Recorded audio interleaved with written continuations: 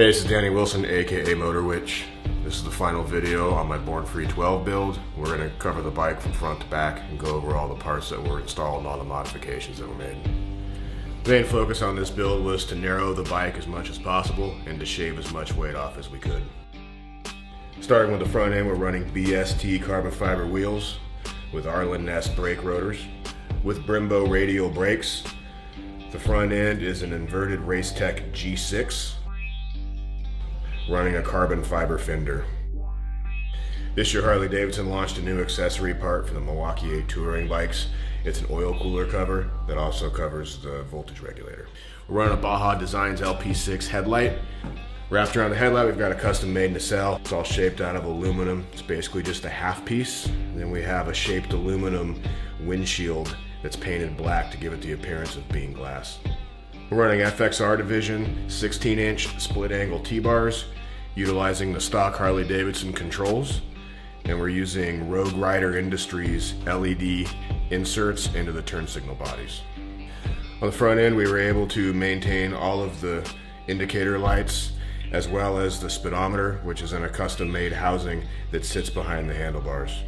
So again, in the interest of keeping the bike narrow, we took the tank off of a 2009 Road King, narrowed it 2 inches, metal shaped a plate, and welded it in to make the top of the tank smooth.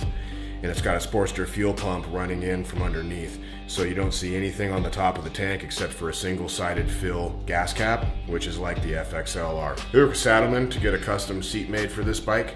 They sent a blank seat pan out that we then modified so it would fit at the gas tank and the side covers, since that's all been modified. Once we finished that, we sent it back to Saddlemen and they covered the seat and sent it back to us. We worked with Green Brothers Designs to do a couple cool things on this bike. They made us a custom front axle that works with this Racetech front end. They also made us a custom carbon fiber drag link for the rear brake and a carbon fiber shift linkage. For the rear suspension, we're running Racetech G3S remote reservoir shocks. The reservoirs are mounted on a tab where the original saddlebag guard would have been anchored. There's still enough room to make all your adjustments and remove the side covers. For the swing arm, we're running an Alloy Art aluminum swing arm. We're also using an Alloy Art chain drive system on the rear wheel, which is a BST carbon fiber.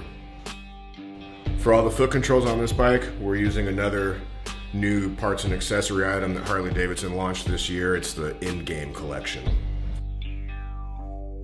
We also used a Harley-Davidson accessory bolt kit that's all black, so all of the Powertrain fasteners have a black finish.